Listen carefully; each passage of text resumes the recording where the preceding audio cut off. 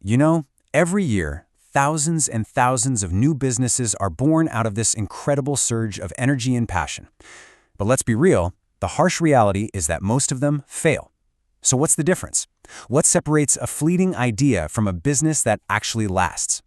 Well, that's exactly the question we're going to dig into today as we put new business ideas through the ultimate road test.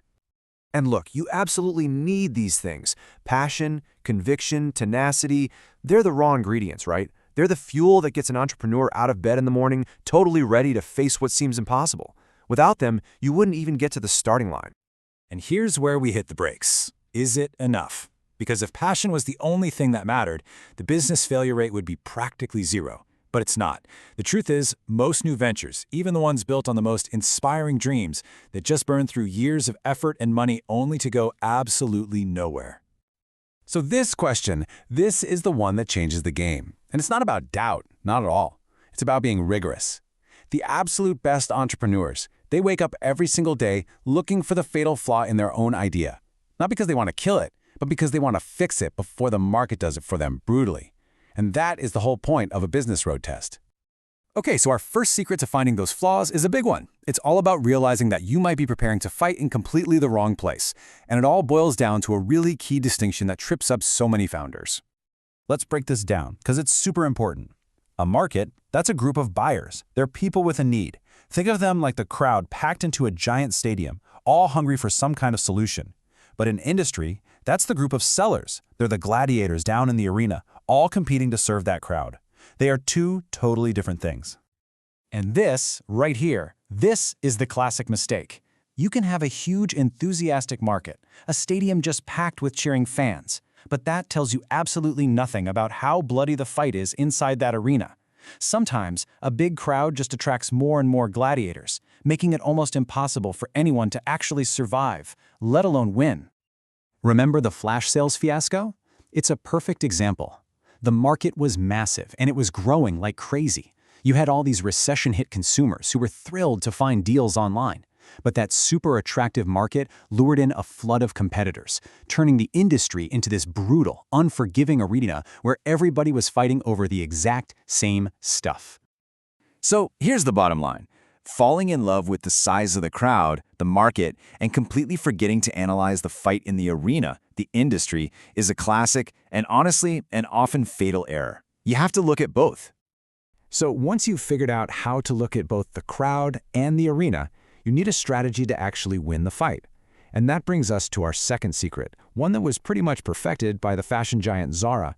It's all about how to turn scarcity into your most powerful weapon. Just think about traditional retail for a second. It's all about volume, right? Sell as much of every single item as you possibly can. But Zara just flipped the entire script.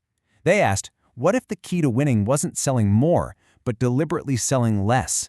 They decided to limit what they sell and for how long. And this one decision, it changed everything. So here's how they do it. Zara spots a trend, they do a really small production run, and they get it from a designer sketchpad into a store in just 3 to 4 weeks. It's insane. And what happens is, customers learn that if they see something they like, they have to buy it right then and there, because when it's gone, it is gone for good. It creates this unbelievable sense of urgency. Okay, but here's the real magic. This is the financial genius behind the whole thing. Listen to this. A customer pays Zara with a credit card or cash on day one. But Zara, because they work with local suppliers, they don't actually have to pay those suppliers for about 60 days. That 60-day gap, that's called float. It means Zara is literally using its customers' own money, like an interest-free loan, to fund its own crazy growth. Wow. And that incredible idea, using customer money to grow, it leads us right into our third and final secret. And this one is a complete mindset shift about who your first and your best investor really is. I love this quote from founder Rudd Brown. It's the perfect story. He gets a call from a former client in Australia who needs some equipment that's not even made anymore. So before spending a single penny trying to find it, Rudd just asks them what they'd pay. He got them to wire him $50,000 up front. Then he went out and spent just $5,000 to get the gear. I mean, he was cash flow positive from day one. Incredible. Now let's contrast that with the mindset you see so often today. As angel investor Aji Khurana points out, a lot of founders actually avoid testing their idea with real customers. Why? Because they're scared. They'd rather pitch investors for a bunch of money to delay that moment of truth because they're afraid the feedback won't be what they want to hear. So you really have two choices, two different pools of money. You've got customer cash, which gives you the ultimate validation that you have a real business, and guess what? It costs you zero equity. Then you have venture capital, which comes with dilution, immense pressure, and a focus on hitting metrics that might not actually build a healthy, sustainable company. Let's just let that sink in for a second. There is no better way to fund a company. Your customer's cash doesn't ask for a board seat. It doesn't ask for a piece of your company. It just proves that you've created something somebody actually values. It is the purest, absolute best form of funding there is, period. So let's bring these three secrets together. How do we do that? Well, it's about shifting your entire goal from the very beginning.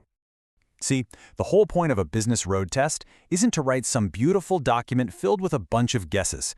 It's to gather cold, hard evidence. Evidence that you've picked an attractive market and a winnable industry. Evidence that your business model actually works financially.